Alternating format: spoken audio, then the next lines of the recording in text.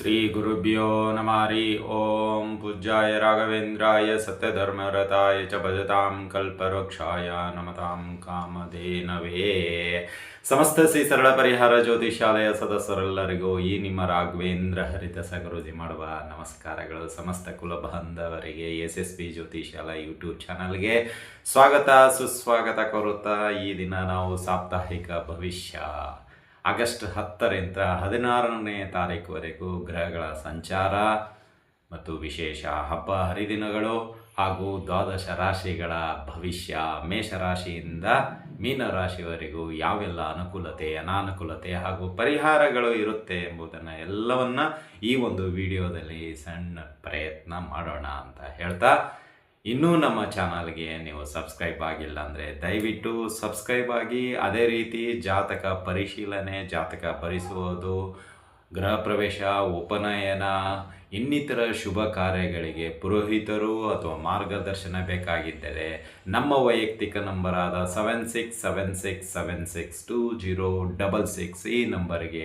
ಕರೆ ಮಾಡಿ ವಾಸ್ತು ಸಲಹೆ ಸೂಚನೆಗಳಿಗೆ, ಮನೆ ಅಥವಾ ಆಫೀಸಿಗೆ ಮಾರ್ಗದರ್ಶನ ಬೇಕಾಗಿದ್ದರೂ ಇದೇ ನಂಬರಿಗೆ ಕಾಂಟ್ಯಾಕ್ಟ್ ಮಾಡಿ ಅಂತ ಹೇಳುತ್ತಾ, ಬನ್ನಿ ಹಾಗಾದರೆ ಈ ಒಂದು ವಾರ ಸಾಪ್ತಾಹಿಕ ಭವಿಷ್ಯ ಮತ್ತು ಹಬ್ಬ ಹರಿದಿನ ದಿನಗಳು ಯಾವೆಲ್ಲ ರೀತಿಯಲ್ಲಿರುತ್ತೆ ಎಂಬುದನ್ನು ತಿಳಿದುಕೊಳ್ಳೋಣ ಬನ್ನಿ.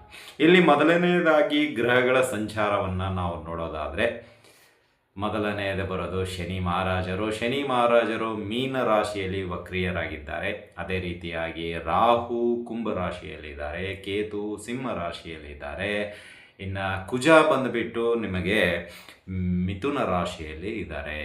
ಸೊ ತದನಂತರ ನಮಗೆ ಬರೋದು ಗುರು ಮತ್ತು ಬುಧ, ಇವರು ಕರ್ಕಾಟಕ ರಾಶಿಯಲ್ಲಿದ್ದಾರೆ. ಶುಕ್ರ ಕನ್ಯಾ ರಾಶಿಯಲ್ಲಿ ಇದ್ದಾರೆ. ಸೊ ಈ ರೀತಿ 10ನೇ ತಾರೀಕು ಇರತಕ್ಕಂತಹ ಗ್ರಹ ಸಂಚಾರ. ಅದೇ ರೀತಿಯಾಗಿ 16ನೇ ತಾರೀಕುವರೆಗೂ ಚಂದ್ರ ಮಾತ್ರ ನಿಮಗೆ ಒಂದು ರಾಶಿಯಿಂದ ಇನ್ನೊಂದು ರಾಶಿಗೆ ಹೋಗುವಂಥವ್ರಾಗ್ತಾರೆ. ಮೊದಲನೇದಾಗಿ ಮಿಥುನ ರಾಶಿಯಲ್ಲಿರತಕ್ಕಂತಹ ಚಂದ್ರ 10ನೇ ತಾರೀಕು, 16ನೇ ತಾರೀಕು ಕನ್ಯಾ ರಾಶಿಗೆ ಸಂಚಾರ ಮಾಡುವಂಥವ್ರು ಇರ್ತಾರೆ. ಅಂದರೆ 2 ದಿನಕ್ಕೆ 1 ದಿನಕ್ಕೆ ಹೀಗೆ ಚಂದ್ರ ಒಂದು ರಾಶಿಯಿಂದ ಇನ್ನೊಂದು ರಾಶಿಗೆ ಹೋಗುವಂಥವ್ರಾಗ್ತಾರೆ. ಅಂದರೆ ಇಲ್ಲಿ ಚಂದ್ರ ನಿಮಗೆ ಮೊದಲನೆಯದಾಗಿ ಆರಿದ್ರ ಪುನರ್ವಸು ನಕ್ಷತ್ರದಿಂದ ಪ್ರಾರಂಭವಾಗಿ ಕೊನೆಗೆ ಹಸ್ತ ನಕ್ಷತ್ರದಲ್ಲಿ ಈ ಒಂದು ವಾರದ ಒಂದು ಸಂಚಾರವನ್ನು ಕೊನೆಗೊಳಿಸಲಾಗುತ್ತೆ. ಇನ್ನು ಅದೇ ರೀತಿ ಈ ಒಂದು ವಾರ ನಿಮಗೆ ಬುಧಾದಿತ್ಯ ಯೋಗ ಕೂಡಿ ಬರ್ತಾ ಇದೆ. ಅಂದರೆ ಕರ್ಕಾಟಕ ರಾಶಿಯಲ್ಲಿ ಬುಧ ಮತ್ತು ರವಿ ಒಟ್ಟಿಗೆ ಇರೋದರಿಂದ ಈ ಒಂದು ಬುಧಾದಿತ್ಯ ಯೋಗ ಈ ಒಂದು ವಾರದಲ್ಲಿ ಕೂಡಿ ಬರ್ತಾ ಇದೆ. ಸೊ ಆ ಒಂದು ಬುಧಾದಿತ್ಯ ಯೋಗ ಯಾವ ರಾಶಿಗಳಿಗೆ ಅನುಕೂಲ ಇದೆ ಎಂಬುದನ್ನು ತಿಳಿದುಕೊಳ್ಳೋಣ. ಅದೇ ರೀತಿಯಾಗಿ ಈ ಒಂದು ವಾರದಲ್ಲಿ ಬರ್ತಕ್ಕಂತಹ ಹಬ್ಬಗಳು, ವಿಶೇಷ ದಿನಗಳು ಅಂತ ನೋಡೋದಾದರೆ ಇಲ್ಲಿ 10ನೇ ತಾರೀಕು ನಿಮಗೆ ಶ್ರಾವಣ ಸೋಮವಾರ ಇದೆ, ಪ್ರದೋಷ ಇದೆ. ಸೊ ಹಾಗಾಗಿ ಇದು ಕೂಡ ತುಂಬ ವಿಶೇಷ ದಿನ. ಇನ್ನು 11ನೇ ತಾರೀಕು ಮಂಗಳವಾರ ಮಾಸಿಕ ಶಿವರಾತ್ರಿ ಇದೆ. ಆಷಾಢ ಮಂಗಳವಾರ ತುಂಬ ವಿಶೇಷ ಇದೆ ಅಂತಲೂ ಹೇಳ್ಬೋದು. ಇನ್ನು ಬುಧವಾರ 12ನೇ ತಾರೀಕು ಶ್ರಾವಣ ಅಮಾವಾಸ್ಯೆ. ಸೊ ಇದು ಕೂಡ ತುಂಬ ಬಲಿಷ್ಠವಾಗಿರತಕ್ಕಂತಹ ಅಮಾವಾಸ್ಯೆ. ಈ ಅಮಾವಾಸ್ಯೆ ದಿನ ನಿಮಗೆ ಸರ್ಪದೋಷ ಆಗಿರಲಿ, ಪಿತೃದೋಷ ಆಗಿರಲಿ, ಶನಿ ದೋಷ ಆಗಿರಲಿ, ರಾಹು ಕೇತುವಿನ ದೋಷ ಆಗಿರಲಿ, ಅಂದರೆ ಜಾತಕದಲ್ಲಿ ಏನಾದರೂ ದೋಷಗಳಿದ್ದರೆ ಈ ದಿನ ಜಪ ತಪಗಳು ದಾನಗಳು ಮಾಡಿದ್ದೇ ಆದಲ್ಲಿ ನಿಮಗೆ ಅದರ ಒಂದು ಪ್ರಭಾವ ಅಥವಾ ಆ ಒಂದು ದೋಷದ ಒಂದು ಪ್ರಭಾವ ಕಡಿಮೆ ಆಗುತ್ತಾ ಬರುತ್ತೆ ಅಂತಲೇ ಹೇಳ್ಬೋದು. ಇನ್ನು ಅದೇ ರೀತಿಯಾಗಿ ನಿಮಗೆ ಶನಿವಾರ ದಿನ 15ನೇ ತಾರೀಕು ನಮ್ಮ ಸ್ವಾತಂತ್ರ್ಯವಾದ ದಿನ. ಸೊ ನಮ್ಮ ದೇಶಕ್ಕೆ ಸ್ವಾತಂತ್ರ್ಯ ಸಿಕ್ಕಿರತಕ್ಕಂತಹ ದಿನ ಅಂತಲೇ ಹೇಳ್ಬೋದು. ಇನ್ನು 16ನೇ ತಾರೀಕು ನಾಗರ ಚೌತಿ ಇದೆ. ಸೊ ಇದಿಷ್ಟು ಈ ಒಂದು ವಾರದಲ್ಲಿ ಬರ್ತಕ್ಕಂಥ ಹಬ್ಬ ಹರಿದಿನ ಮತ್ತು ಗ್ರಹಗಳ ಸಂಚಾರ. ಈ ಒಂದು ಸಂಚಾರಗನುಗುಣವಾಗಿ ದ್ವಾದಶ ರಾಶಿಗಳು ಅಂದರೆ ಮೇಷರಾಶಿಯಿಂದ ಮೀನ ರಾಶಿಯವರೆಗೆ ಯಾವೆಲ್ಲ ಫಲಗಳು ಸಿಗುವುದು ಮತ್ತು ಅನುಕೂಲತೆ ಏನು ಅನಾನುಕೂಲತೆ ಏನು ಹಾಗೂ ಪರಿಹಾರಗಳು ಯಾವ ರೀತಿಯಲ್ಲಿರುತ್ತೆ ಎಂಬುದನ್ನು ತಿಳಿದುಕೊಳ್ಳೋಣ ಬನ್ನಿ.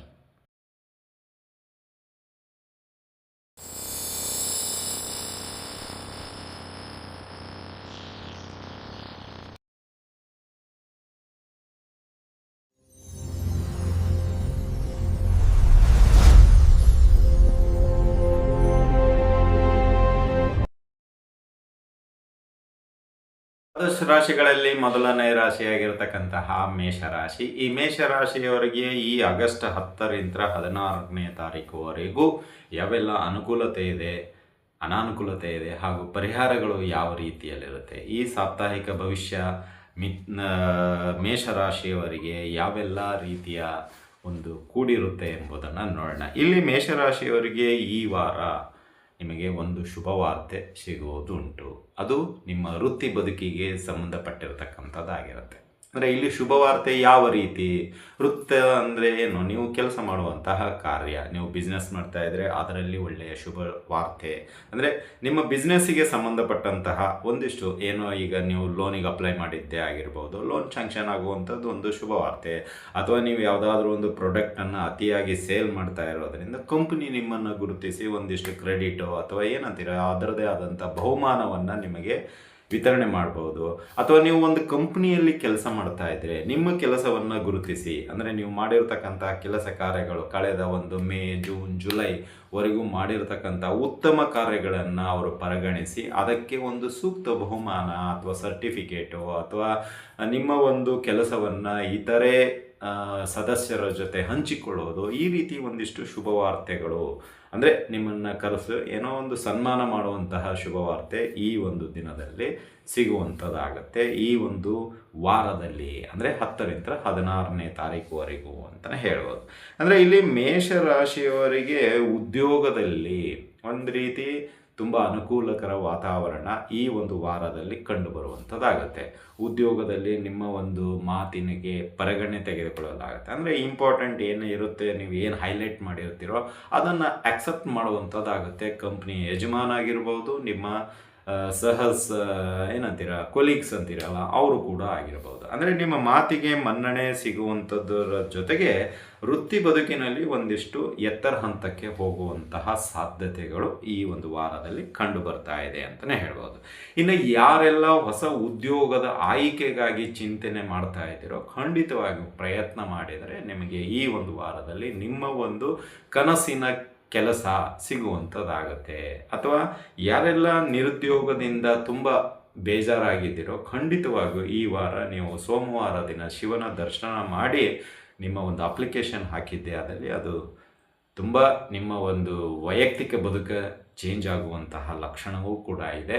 ಹಾಗಾಗಿ ಸೋಮವಾರ ದಿನ ಶಿವನಿಗೆ ಪ್ರಾರ್ಥನೆ ಸಲ್ಲಿಸಿ ನಿಮ್ಮ ಒಂದು ಅಪ್ಲಿಕೇಶನ್ ಅಥವಾ ರೆಸ್ಯೂಮನ್ನು ನೀವು ಫಾರ್ವರ್ಡ್ ಮಾಡಿದರೆ ನಿಮಗೆ ಖಂಡಿತವಾಗಿಯೂ ಮುಂದಿನ ದಿನಗಳಲ್ಲಿ ಕೆಲಸ ಸಿಗುವಂಥದ್ದಾಗತ್ತೆ ಅಂತಲೇ ಹೇಳ್ಬೋದು. ಇನ್ನು ಅದೇ ರೀತಿಯಾಗಿ ಉದ್ಯೋಗದಲ್ಲಿ ಇರತಕ್ಕಂತಹವರಿಗೆ ಕೆಲವೊಂದಿಷ್ಟು ಬದಲಾವಣೆಗಳು, ಅಂದರೆ ನಿಮ್ಮ ಕ್ಷೇತ್ರ ಬದಲಾವಣೆ ಆಗ್ಬೋದು ಅಥವಾ ರೆಸ್ಪಾನ್ಸಿಬಲ್ ಬದಲಾವಣೆ ಆಗ್ಬೋದು ಅಥವಾ ಇನ್ನೂ ಹೆಚ್ಚಿನ ಜವಾಬ್ದಾರಿಗಳು, ರೆಸ್ಪಾನ್ಸಿಬಿಲಿಟಿ ಅಂತೀವಲ್ಲ, ಅದು ಜಾಸ್ತಿ ಆಗುವಂಥ ಅವಕಾಶಗಳು ನಿಚ್ಚಳವಾಗಿದೆ ಅಂತಲೇ ಹೇಳ್ಬೋದು. ಇದಿಷ್ಟು ನಿಮ್ಮ ಒಂದು ವೃತ್ತಿ ಬದುಕಿಗೆ ಸಂಬಂಧಪಟ್ಟಂತೆ. ಇನ್ನು ಆದಾಯಕ್ಕೆ ಸಂಬಂಧಪಡುವಂಥದ್ದು ಹೇಳೋದಾದರೆ ಈ ವಿಚಾರದಲ್ಲಿ ಆದಾಯದ ಜೊತೆಗೆ ಅನಿರೀಕ್ಷಿತವಾದ ಖರ್ಚುಗಳು ಇರುತ್ತೆ. ಅಂದರೆ ಇಲ್ಲಿ ನಿಮ್ಮ ಆದಾಯ ಬರ್ತಾ ಇರುತ್ತೆ, ಬಟ್ ಅದೇ ಸ್ಪೀಡಿನಲ್ಲಿ ಖರ್ಚುಗಳು ಇರೋದರಿಂದ ಸ್ವಲ್ಪ ಬ್ಯಾಲೆನ್ಸ್ ಮಾಡೋದು ಈ ವಾರ ಕಷ್ಟದಾಯಕವಾಗಿರುತ್ತೆ ಅಂತಲೇ ಹೇಳ್ಬೋದು. ಅಂದರೆ ಇಲ್ಲಿ ಆದಾಯಕ್ಕೆ ಕೊರತೆ ಇಲ್ಲ, ಆದಾಯ ಬರೋ ಒಂದು ಮಾರ್ಗದಲ್ಲಿ ಬರ್ತಾನೆ ಇರುತ್ತೆ, ಬಟ್ ಇಲ್ಲಿ ಖರ್ಚುಗಳಿಗೆ ಕಡಿವಾಣ ಹಾಕಲಿಕ್ಕೆ ಆಗ್ತಾ ಇಲ್ಲ.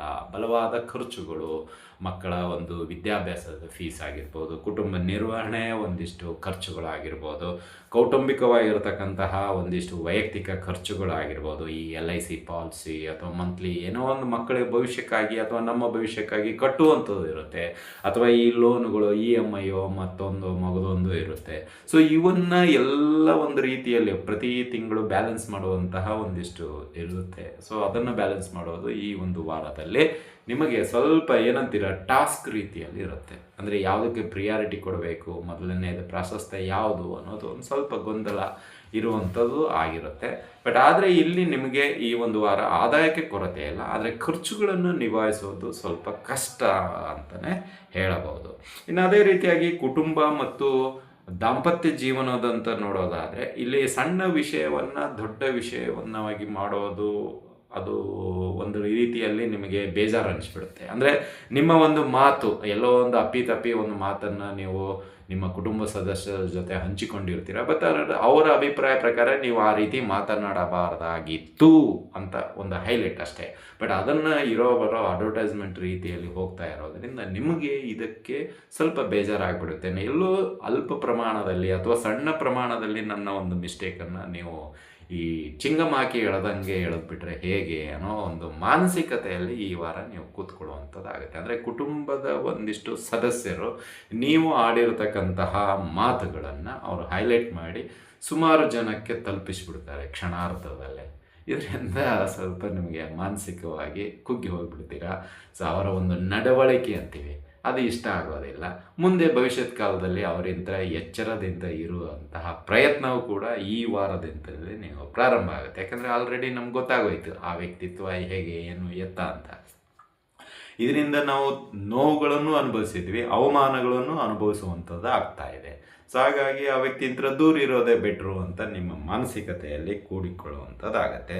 ಇನ್ನು ಅದು ಬಿಟ್ಟರೆ ಜೀವನದ ಒಂದಿಷ್ಟು ನ್ಯೂನ್ಯತೆಗಳನ್ನು ಸರಿಪಡಿಸಿಕೊಂಡು, ಅಂದರೆ ಆಗಿರತಕ್ಕಂತಹ ತಪ್ಪುಗಳನ್ನು ಇನ್ನೇನು ಮಾಡೋದು, ಏನು ಮಾಡಲಿಕ್ಕಾಗಲ್ಲ. ಯಾಕೆಂದರೆ ಶನಿ ಬೇರೆ, ನಾವು ಆಡಿರ್ತಕ್ಕಂಥ ಮಾತು ಯಾರಿಗೆ ರುಚಿಸುವುದಿಲ್ಲ. ಏನೇ ತಪ್ಪುಗಳನ್ನು ಹೇಳಿದ್ರೂ ಅವರಿಗೆ ಒಪ್ಕೊಳ್ಳಲು ಆಗೋದಿಲ್ಲ, ಅಥವಾ ನಾವು ಸರಿ ಮಾರ್ಗದಲ್ಲಿ ಹೋದರೂ ಅವರು ಬಿಡೋದಿಲ್ಲ. ಈ ರೀತಿ ದ್ವಂದ್ವಗಳೇ ಇದ್ದಿದ್ದೆ. ಬಟ್ ನೀವೇನು ಮಾಡ್ತೀರಾ, ನಿಮ್ಮದೇ ವೈಯಕ್ತಿಕ ಬದುಕಿನಲ್ಲಿ ನಿಮ್ಮ ಒಂದಿಷ್ಟು ತಪ್ಪು ಕೆಲಸಗಳಾಗಿರ್ಬೋದು, ತಪ್ಪು ನಿರ್ಧಾರಗಳಾಗಿರ್ಬೋದು, ಮುಂದೆ ಹೇಗಾಗೋದು ಬೇಡ, ಮತ್ತು ಅವ್ರಿಗೆ ಯಾಕೆ ಮನಸ್ಸು ನೋಯಿಸೋದು, ಅಥವಾ ಆ ವ್ಯಕ್ತಿ ಹತ್ರ ಯಾವುದೇ ರೀತಿಯ ವ್ಯವಹಾರನೇ ಬೇಡ ಅನ್ನೋ ಒಂದು ಚಿಂತನೆಗೆ ಒಳಗಾಗುವಂಥದ್ದಾಗತ್ತೆ. ಮತ್ತು ಅದೇ ರೀತಿ ನಡೀಲಿಕ್ಕೆ ಒಂದು ಪ್ಲ್ಯಾನಿಂಗ್ ಅಂತೀವಲ್ಲ, ಅದು ಈ ವಾರದಲ್ಲಿ ನಡೆಯುವಂಥದ್ದಾಗುತ್ತೆ. ಇನ್ನು ವಿದ್ಯಾರ್ಥಿಗಳಿಗೆ ಈ ವಾರ ಏಕಾಗ್ರತೆಗೆ ಒಂದಿಷ್ಟು ಪ್ರಾಶಸ್ತ್ಯವನ್ನು ನೀವು ಕೊಡ್ತೀರಾ. ಅಂದರೆ ಎಲ್ಲೋ ಮೈಂಡ್ ಡಿಸ್ಟರ್ಬ್ ಆಗ್ತಾ ಇರುತ್ತೆ ಮೇಷರಾಶಿಯವರಿಗೆ, ವಿದ್ಯಾರ್ಥಿಗಳಿರುವಂಥ ಅದು ಹೆಣ್ಣಿರಲಿ ಗಂಡಿರಲಿ. ಸೊ ಇಲ್ಲಿ ನಿಮಗೆ ಸ್ವಲ್ಪ ಡಿಸ್ಟರ್ಬೆನ್ಸ್ ಬರುವಂಥದ್ದು ಇದೆ. ಸೊ ಈ ಒಂದು ವಾರದಲ್ಲಿ ಸಾಧ್ಯವಾದಷ್ಟು ಸರಸ್ವತಿ ದೇವಿಯ ಆರಾಧನೆ ಮಾಡಿ, ಬೆಳಗಿನ ಜಾವ ಬೇಗ ಎದ್ದೇಳಿ ಸರಸ್ವತಿ ದೇವಿಯ ಓಂಕಾರಗಳನ್ನು ಹೇಳ್ಕೊಳ್ಳಿ, ಅಥವಾ ಓಂಕಾರದ ಜೊತೆಗೆ ಒಂದಿಷ್ಟು ಸರಸ್ವತಿ ದೇವಿಯ ಮಂತ್ರಗಳನ್ನು ಹೇಳ್ಕೊಳ್ಳಿ.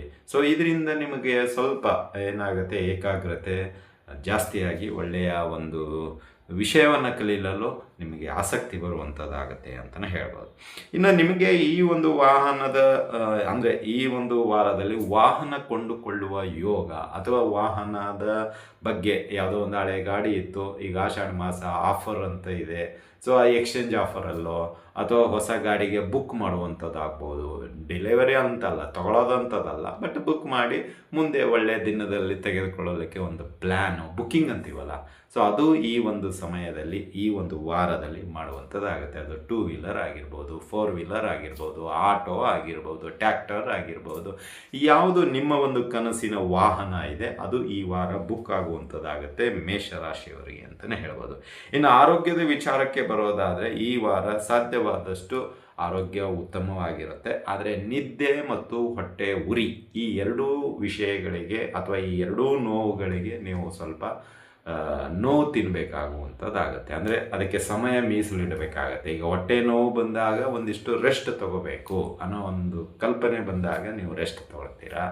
ಅದೇ ರೀತಿಯಾಗಿ ನಿಮಗೆ ನಿದ್ದೆ ಬಾರದಿದ್ದಾಗ ಹಗಲು ನಿದ್ದೆ ಜಾಸ್ತಿ ಆಗುವಂಥದ್ದಾಗುತ್ತೆ. ಅಂದರೆ ನೀವು ಆಫೀಸ್ನಲ್ಲಿ ಕೂತ್ಕೊಂಡಾಗ ಸುಮ್ಮನೆ ಹಿಂಗೆ ತೂಕಾಡಿಸುವಂಥದ್ದಾಗ್ಬೋದು, ಅಥವಾ ಯಾವುದೋ ಒಂದು ವ್ಯವಹಾರದಲ್ಲಿ ಏನಾದರೂ ಒಂದು ಅಸೆಂಬ್ಲಿ ನಡೀತಾ ಇದ್ದಾಗ ನಿದ್ರೆ ಬರುವಂಥದ್ದಾಗ್ಬೋದು, ಅಥವಾ ನೀವು ಬೇರೆಯವರ ಜೊತೆ ಮಾತನಾಡುವಾಗ ಆಕಳಿಕೆ ಅಂತೀವಲ್ಲ ಅಂತೇಳಿ ಹೀಗೆ ಮಾಡುವಂಥದ್ದಾಗ್ಬೋದು. ಅಂದರೆ ಹಗಲಲ್ಲಿ ಸ್ವಲ್ಪ ನಿದ್ದೆ ಮೇಷರಾಶಿಯವರಿಗೆ ಬರುವಂಥದ್ದು ಜಾಸ್ತಿ ಆಗಿರುತ್ತೆ ಅಂತಲೇ ಹೇಳ್ಬೋದು. ಹೀಗಾಗಿ ಸಮಯಕ್ಕೆ ಸರಿಯಾಗಿ ಊಟ ಮಾಡಿ, ಕೆಲಸ ಮಾಡಿ, ಆಯಾ ಸಮಯಕ್ಕೆ ಪ್ರಾಶಸ್ತ್ಯ ಕೊಡಿ, ಮೊಬೈಲನ್ನು ಅತಿಯಾಗಿ ಉಪಯೋಗಿಸುವುದನ್ನು ಕಡಿಮೆ ಮಾಡಿ ಅಂತಲೇ ಹೇಳ್ಬೋದು.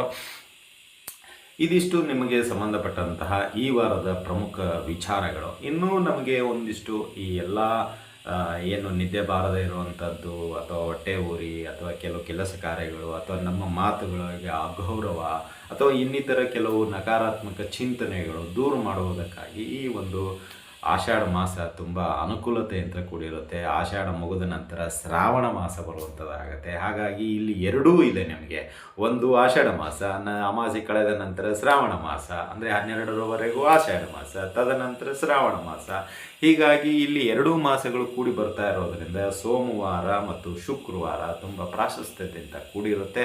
ಹಾಗಾಗಿ ಸೋಮವಾರ ಮತ್ತು ಶುಕ್ರವಾರ ಆದಷ್ಟು ನಿಮ್ಮ ಕುಲದೇವರು ಮತ್ತು ಶಿವನ ಆರಾಧನೆಯನ್ನು ಮಾಡಿ ಇದರಿಂದ ನಿಮ್ಮ ಕಷ್ಟ ಕಾರ್ಪಣ್ಯಗಳು ಏನಿದೆ ಅದರಿಂದ ಹೊರಗಡೆ ಬರಲು ಸಾಧ್ಯವಾಗುತ್ತೆ. ಇನ್ನು ಇದೇ ರೀತಿಯಾಗಿ ಮಂಗಳವಾರ ದಿನ ಹನುಮಾನ ದೇವರ ದರ್ಶನ ಮಾಡ್ಕೊಳ್ಳಿ. ಅಂದರೆ ಹನುಮಂತ ಅಥವಾ ಆಂಜನೇಯನ ದರ್ಶನ ಮಾಡ್ಕೊಳ್ಳಿ. ಸಾಧ್ಯವಾದರೆ ಕ್ಷೀರಾಭಿಷೇಕ ಸೇವೆ ಮಾಡಿಸಿ. ಇದರಿಂದ ಕೆಲವು ಕಷ್ಟಗಳು ಈ ಸಾಡೆ ಶನಿಯಿಂದ ಏನು ನಿಮಗೆ ಸಿಗ್ತಾ ಇದೆಯೋ ಅದು ಕಡಿಮೆ ಆಗುವಂಥದ್ದಾಗತ್ತೆ ಅಂತಲೇ ಹೇಳ್ಬೋದು. ಇನ್ನು ಇತರೆ ಪರಿಹಾರಗಳಂತ ಬರೋದಾದರೆ ನೀವು ವಿಷ್ಣು ಸಹಸ್ರನಾಮ ಸ್ತೋತ್ರವನ್ನು ನಿತ್ಯ ಪಠಣೆ ಮಾಡಿ, ಅದೇ ರೀತಿಯಾಗಿ ಹನುಮಾನ್ ಚಾಲೀಸನ್ನು ಕೂಡ ಪಠಣೆ ಮಾಡಿ. ಇದರಿಂದ ಧೈರ್ಯ ಜಾಸ್ತಿ ಆಗುವಂಥದ್ದಾಗುತ್ತೆ ಮತ್ತು ನಿಮ್ಮ ಒಂದು ಚಿಂತನೆಗಳಿಗೆ ವೇಗ ಸಿಗುವಂಥದ್ದಾಗತ್ತೆ ಅಂತಲೇ ಹೇಳ್ಬೋದು. ಇದಾಗಿತ್ತು ಈ ವಾರದ ಸಾಪ್ತಾಹಿಕ ಭವಿಷ್ಯ. ಈ ಭವಿಷ್ಯ ನಿಮ್ಗೆ ಇಷ್ಟ ಆಗಿದ್ದರೆ ಲೈಕ್ ಮಾಡಿ, ಜಾಸ್ತಿ ಇಷ್ಟ ಆಗಿದ್ದರೆ ಶೇರ್ ಮಾಡಿ, ಹಾಗೂ ನಮ್ಮ SSP ಜ್ಯೋತಿಷ್ಯ ಯೂಟ್ಯೂಬ್ ಚಾನಲನ್ನು ಸಬ್ಸ್ಕ್ರೈಬ್ ಮಾಡ್ಕೊಳ್ಳಿ. ನಿಮ್ಮ ಅನಿಸಿಕೆ ಅಭಿಪ್ರಾಯಗಳನ್ನು ಹಂಚಿಕೊಳ್ಳಿ ಅಂತ ಹೇಳ್ತಾ ಇಲ್ಲಿಗೆ ವಿಷಯ ಮುಗಿಸ್ತಾ ಇದ್ದೀವಿ. ಮತ್ತೆ ಮುಂದಿನ ವಿಷಯದೊಂದಿಗೆ ಭೇಟಿಯಾಗೋಣ. ಅಲ್ಲಿವರೆಗೂ ಶುಭಮಸ್ತು, ಶುಭಂ ಭೂಯಾತ್, ಸರ್ವೇ ಜನಃ ಸುಖಿನೋ ಭವಂತು.